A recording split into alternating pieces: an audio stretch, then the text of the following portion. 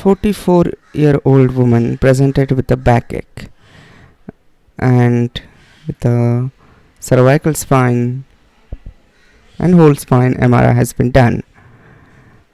What do you see here? Cervical spine shows hypoplasia of 3, 4, 5, 6, 7 vertebral bodies. Maybe there is a block vertebra here.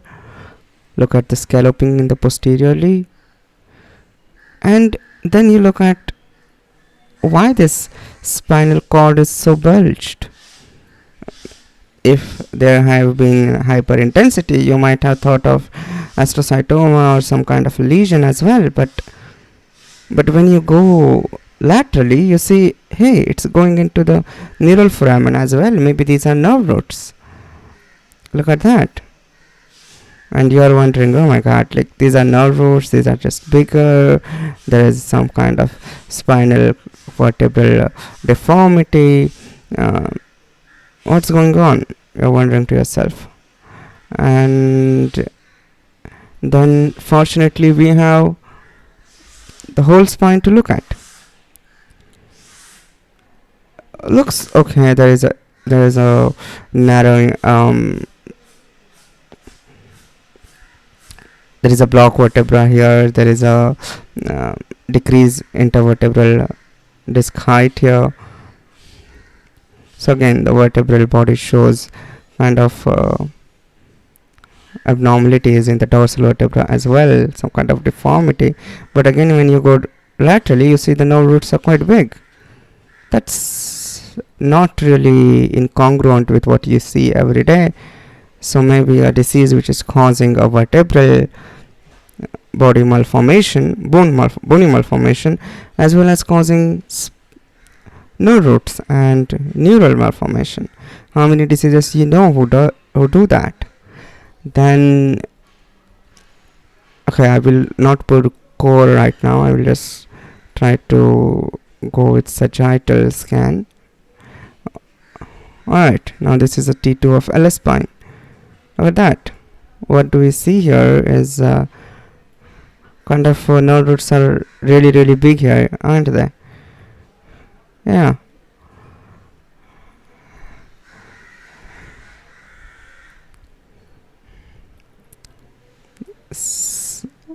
So the differential for this are not that many, especially when you have thicker nerve roots and the vertebral body malformation. I will give you some time to think about it till I show you the coronal image, which I believe will be a spotter for most of you. I hate the name spotter. It should be deduction, not just based on one image, but sometimes it's helpful. Look at that. All these nerve roots are so big, starting from actually cervical level, which were not that prominent, but we saw that on the sagittal section, didn't we?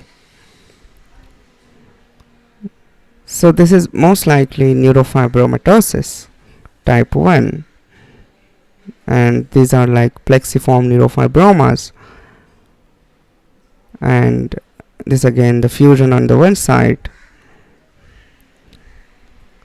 I would able to show you better on the axial images. You can see how big these nerve roots are as we go down. Look at that. Some of them are cystic as well, showing cystic changes as you go down. They are quite predominant. They were not that big when we were seeing in the cervical level. So maybe there is a craniocaudal kind of gradient here. Then I will show you the stir images, which were really helpful in the coronal section and really helpful in axial section as well. These are the T1 weighted images. Again, not adding much thing. We already know the diagnosis here. Fortunately for the NF1, in the criteria, in the major criteria, if you find even one plexiform neurofibroma, you can confidently diagnose it as NF1. So that's not an issue here.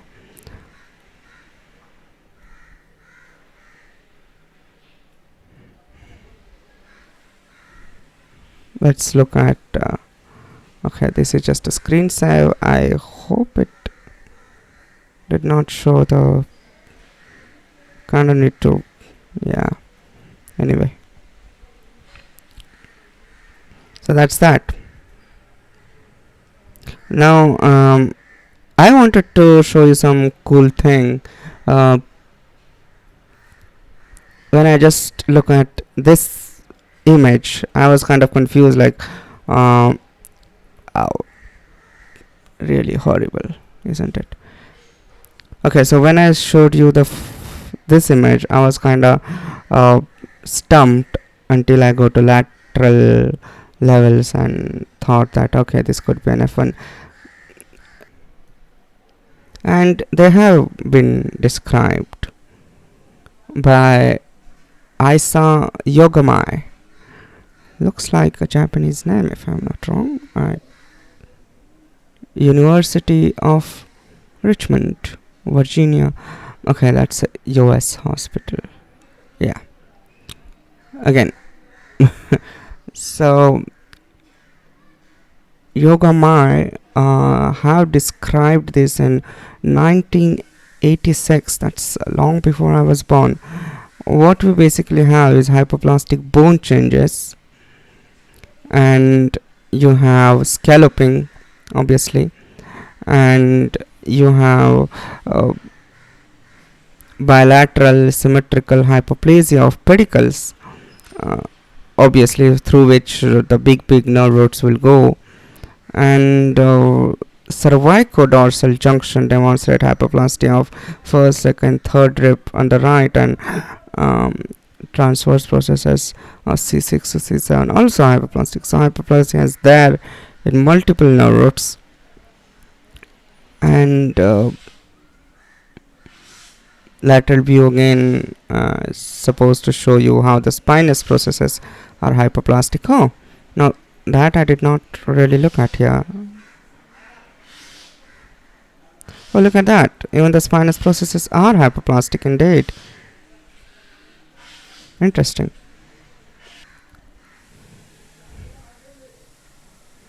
Then we have myelogram study. Quite interesting. And meningocele, yeah, sometimes that is present. Secondary changes of scoliosis and lateral meningocele. So these are all the things you find in NF1. Hypoplastic vertebral changes, lateral meningocele, hyper or hypoplastic bone changes. Hyper also, I did not think that actually to happen.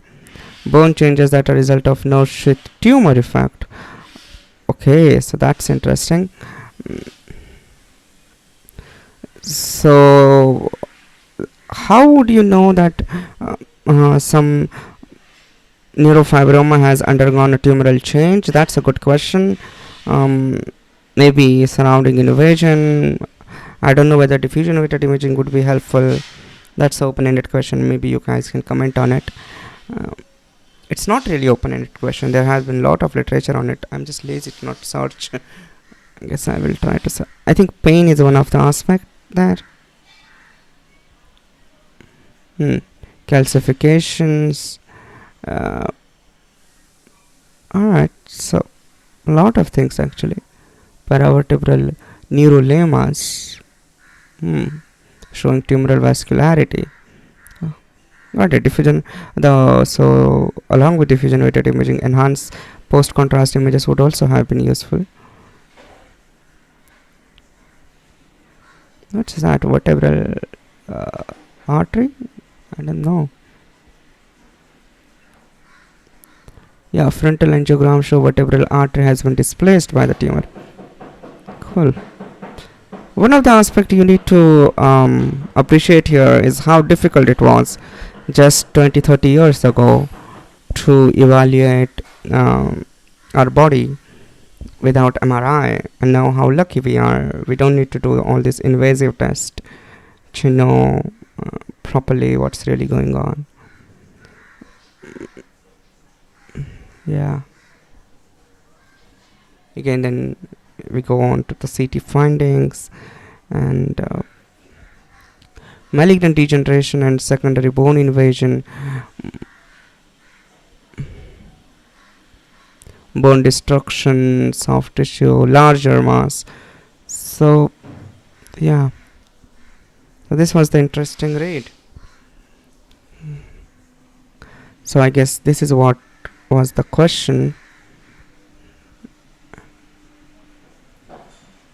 So malignant ones has a older age group, 40 compared to 35. That's not really useful, is it? And if one more common here, depth, more deeper it is, more malignant it could be compared to superficial. It's not really useful. I'm more interested into MRI features. Look at the result table maybe. Okay, I guess this would be useful because then you have a p-value as well. So the tumor size is really useful. Maybe more than 10 centimeter is what the risk factor is, then whether it is homogeneous or heterogeneous. So that's not really useful. The p-value is not significant. Heterogeneity on T1 weighted images, heterogeneity on T2 weighted images is also not useful. Enhancement pattern is really useful. The peripheral enhancement is seen in malignant. Peripheral enhancement, no enhancement can also be seen, but peripheral enhancement, if you have, that's really pointing towards malignant. Then perilesional edema is also significant, which is present in the malignant neurofibromas, the malignant change, peripheral nerve shoot tumors, and then intratumoral cystic changes. That's also significant, which we saw in one or two neurofibromas here. So I guess that's really important to mention. And then margin, these are well defined, or if these are not significant. So margins are not significant. The heterogeneity on T1 and T2 is not significant, so I was wrong on 2 counts. So enhancement, I was right. Why they haven't used diffusion weighted imaging? What year of paper is this? 2010. I guess diffusion. Come on, man.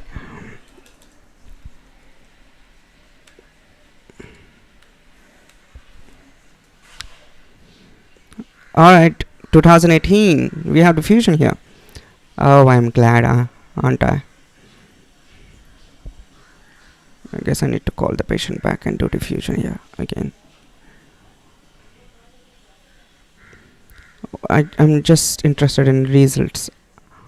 So alright, so ADC values of malignant are far lesser compared to benign.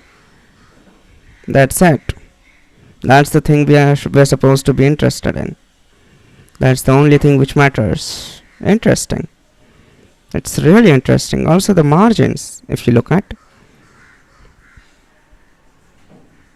Wow. I didn't think other things like size, margins, some cases will show the margins well defined and ill defined. I don't know. Why is this significant? Well defined margins is more in benign. I don't know. Intratumoral lobulation not significant. Heterogeneity, some say it is significant. Cystic changes, again 2 papers now have seen it is significant. Target sign present is in benign. Absent, I don't know how do you put it. And then peritumoral edema, that's really significant. Enhancement, they have not. Why they have not talked about enhancement? Who has written this paper? Okay, it's from Germany. Neuro-oncology. Okay, ADC curves, things like that. Maybe images I could show you. I'm only interested in this. Okay, so the target sign, unfortunately we did not see in much of our tumor, and cystic changes we do saw.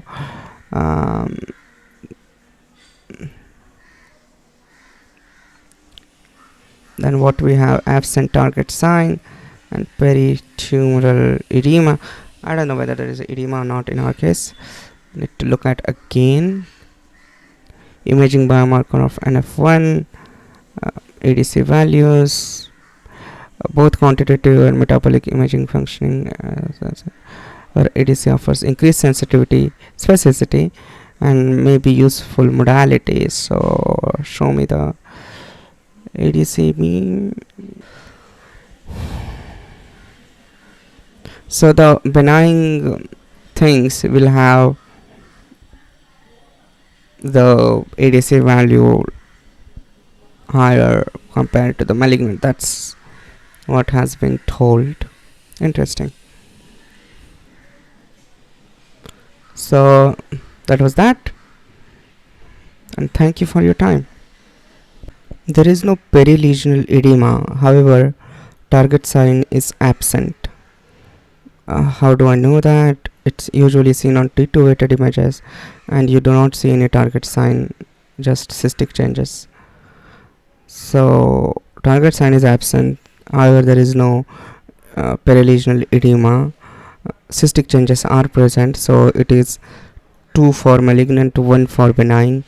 The size, well, it's not more than 10. Margins are not that ill defined.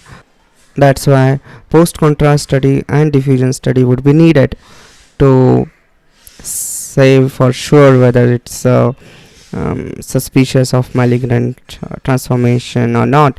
The patient is presenting with pain in the back pain for last 6 years, so there is no change, acute change in the symptoms, but still let me know how would you have managed this case, whether you would have just directly sent the case for the oncologist for evaluation, because I think even if we do biopsy, even biopsy won't be diagnostic, because again they would want from where you are going to take a sample, and so even for that you will need a post contrast study and diffusion weighted images. Thank you.